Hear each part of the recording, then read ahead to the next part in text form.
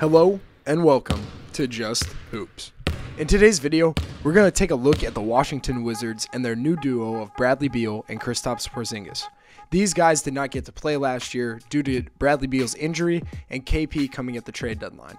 This video, we're going to dive in and see what Wes Unseld could do to make both of these guys very successful and impact in the capital, starting with Kristaps Porzingis. Last year, in his 17 games after the trade to Washington, he averaged 22 a game, 2.9 assists, 8.8 rebounds, shooting really efficient from across the floor, and just impacted the game in a variety of ways, looking free and having fun playing the game he loves. Now let's take a look at his game and see how he can fit alongside Bradley Beal. First and most obviously, KP's ability to play as a screener and a handoff guy will be huge this year with Bradley Beal on the roster being healthy.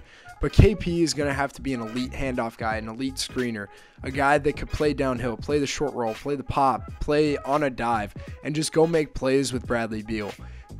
To give more of a statistical analysis of his ability as a screener and roller or popper, he averaged 1.25 points per possession during his time as the roll man in pick and rolls.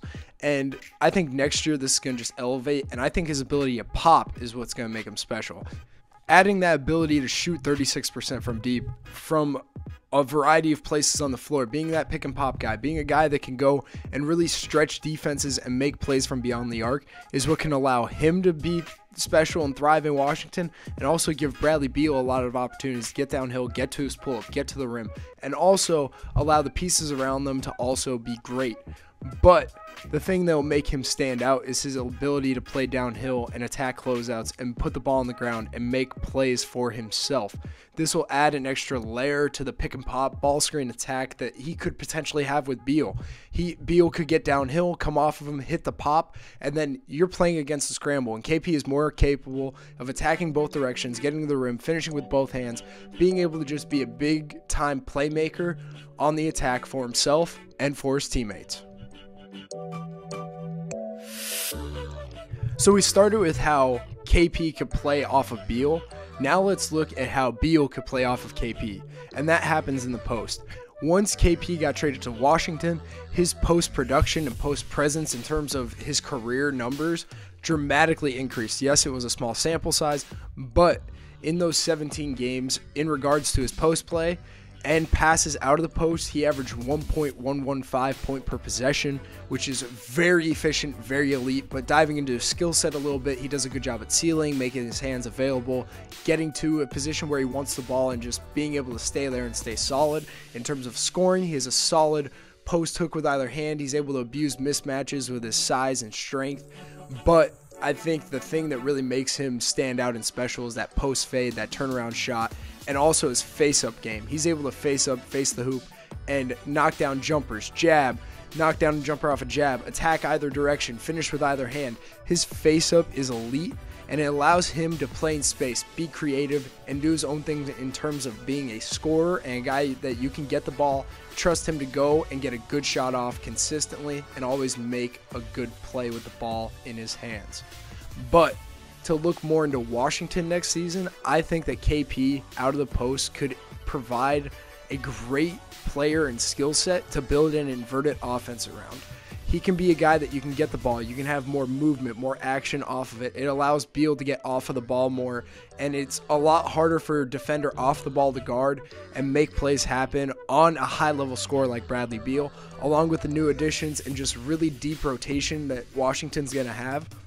KP could be a legit playmaker off the block, could provide a great guy to give the ball to and allow action to happen off of him. Last year they did a good job spacing the floor and cutting off of the post, but now I think it's time to add more movement, add more deliberate action to this post offense, and cause havoc for defenses. Now let's talk about the man in DC, Bradley Beal.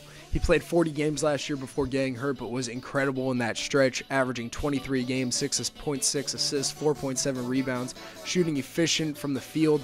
Had a down year from three, but we all know he's more than capable from beyond the arc, and having an assist-to-turnover ratio just under 2. So let's look at his game and see how he could fit with and around Kristaps Porzingis, starting with the pick and roll as a ball handler and decision maker. So Bradley Beal is an elite scorer at 3 levels, which is more than known throughout his game, being a 3-time All-Star, being a guy that's always competing for a scoring title basically every year.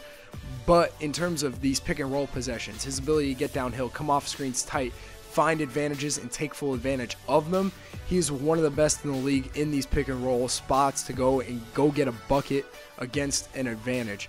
At the rim, he does a great job at coming off of screens hard, giving him that space to get downhill, attacking with power and balance. His finishing ability, he can finish with either hand through contact. He's able to do it with multiple footwork. Mid-range, his pull-up is one of the best in the league, and that applies also to his three ball. If you go under or give him space, he is more capable of rising up and knocking it down. But to talk more about him playing with KP as a passer now, he showed a really good ability of finding the roll man with Gafford and Thomas Bryant last year. He did a good job at being patient when he didn't have an advantage and allowing that roll to find open space, whether it was the short, whether it was a full dive. He didn't really have a pick and pop threat in regards to a big, but now KP offers that, and it can offer so many more advantages in terms of their full ball screen attack that I'm really excited to see. But Bradley Beal has an elite pocket pass also, so that could provide a lot of opportunity for KP to get good short roll opportunities to play on the weak side, to go and attack that closeout or attack the help side. So it's going to be really fun to watch and really fun to see Bradley Beal from a playmaking perspective. But to finish things out, with pick and roll plus passes in terms of point per possession, he averaged .973, which isn't great, but it's really good. It's in the 80th percentile around. So I'm just excited to see Bradley Beal with such an elitely skilled player setting the screens for him on a nightly basis.